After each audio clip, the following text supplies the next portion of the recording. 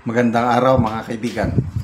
Bigyan natin ng opinion, reaction itong breaking news ng GMA News 36 minutes ago. Sabi niya, Ombudsman rules outgoing Cebu Governor Gwen Garcia guilty of indirect contempt for defying Ombudsman suspension order, fines 30,000 pesos.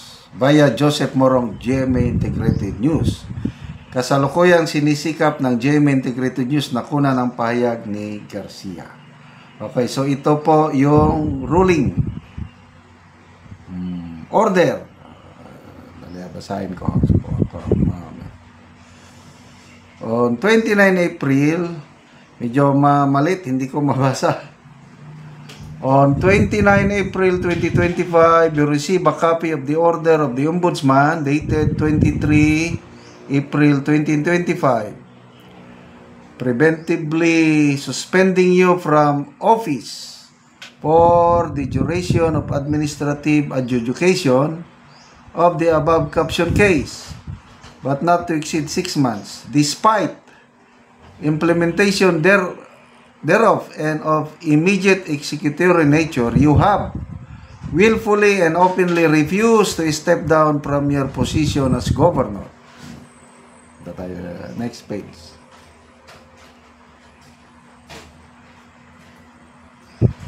Ito last page na ito. Entrusted the power to discipline erring public officials and employees. Thus, with a firm and even hand, the Ombudsman will no longer tolerate further affronts to this solemn mandate. Accordingly, Respondent Gwendolyn Garcia is hereby declared guilty of indirect contempt. In consonance with the rules of court, a fine not exceeding 30,000 pesos may be imposed as punishment for indirect contempt. Wherefore, for defying the preventive suspension order dated 23 April 2025, the Ombudsman finds Respondent Governor Garcia guilty of indirect contempt and hereby impose a fine of 30,000 pesos payable to the office of the Ombudsman. So ordered, Quezon City, Philippines, 10 June 2025, Samuel R. Martires, Ombudsman. Yan na po. Grabe ang patigasan ng ulo, pataasan ng kwan ito. Kasi si Governor Garcia nakakuha ng temporary restraining order sa Court of Appeals. Kailang ang Office of the Ombudsman naman nag-file ng petition to quash or to cancel, ipawalang bisa yung temporary restraining order. So ito na ngayon, nagbigay ang order ng Ombudsman, guilty of indirect contempt, tapos multa pa. So, antabayanan po natin ano ang magiging reaction, response ng kampo ni Governor Garcia sa bagay na ito. Okay, punta tayo sa ibang related topic, Sa Cebu City naman, yung nalalapit na pag-take over ni Governor-elect Baricuatro, naghahanda na po ang kampo ni Governor Baricuatro ng Thanksgiving Rally. Wow. At imbitado ang lahat na DDS. Pwedeng magpunta. Malapit lang ang Cebu dito sa Mindanao. Okay, the Freeman. 53 minutes ago. News update. A Thanksgiving rally for Cebu Governor-elect Pamela Baricuatro, dubbed Salamat Sugbo, is set to happen near the capital in Cebu City on June 29, 2025 from 6 p.m. to 12 a.m. 12 midnight. In a press conference today, the organizers of the upcoming event, led by Ayan Gakraman, invite all diehard Duterte supporters, DDS, to attend the rally, which will also have a Thanksgiving concert.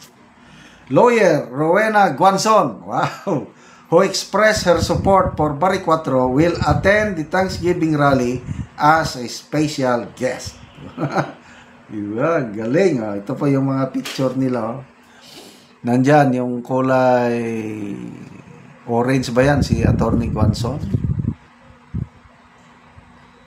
Yan o.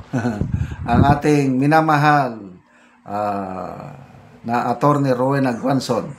Yan sabi nila, yellow. Yellow daw. Yes, dilawan siya. But ang ipinaglalaban niya, yung katotohanan, may prinsipyo. Wala nang color-color ito. Ang nakita ko dito, parehas ang puso, ang tapang at malasakit, itong si Attorney Rowena Guanzon and Pam Barry Cuatro. At salamat naman kay Attorney Guanzon na nandyan siya susuporta. I believe malaki ang maitutulong ni Attorney Rowena Guanzon kay Pam Barry Cuatro. Kasi nga, experience mayor na po itong si Attorney Rowena Guanzon, yung Cadiz City, dati fourth class municipality, dahil sa magandang governance niya, magandang pakikisama, na transform niya ang Cadiz from fourth class to first class. Ngayon, isa ng syudad. Kaya, mag-a-attend ba tayo mga DDS? Pag-isipan ko muna, no? Malapit lang eh. Isang sakayan lang ng barko. Ipakita natin ang support.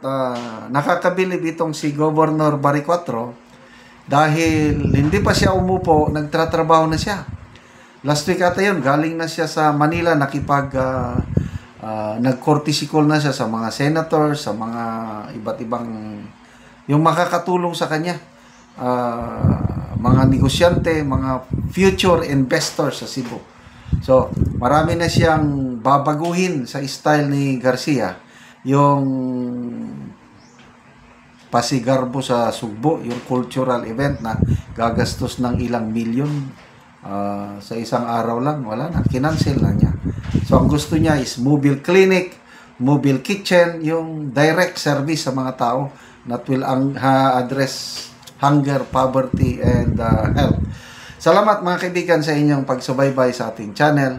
Nakakatulong kayo ng malaki sa Tribong Talanding ng Bukidnon dahil ang channel natin na ito, ang sweldo natin sa channel is pantulong sa tribo. Namimigay tayo ngayon ng libreng yero at pako para magkaroon naman ng mas dissenting tahanan itong Tribong Talanding. Kaya panoorin nyo ang video na ito. Una niyang yero sa itabang sa mga tao nga daot na ang ilang mga balay. Ug muna ni sila. Salamat. Sa sin. Sige niya, gusto niya. Kay sa hero. Sa akong manghuli ako rin nakuha.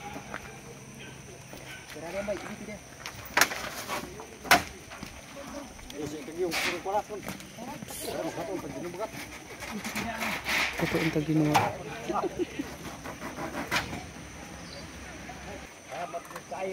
Salamat sa nagtabang.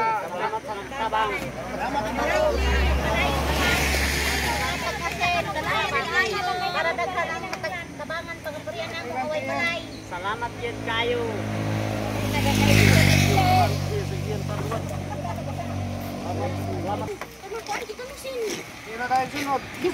Salamat sa nagtabang ari.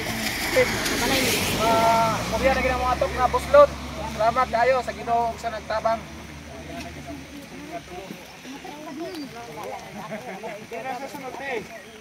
Jenica. Jenica. Pulo.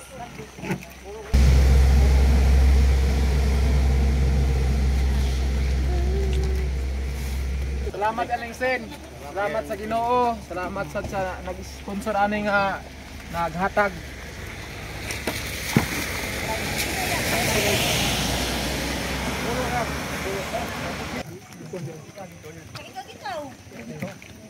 Salamat po. Kini dai sunod. Sunod.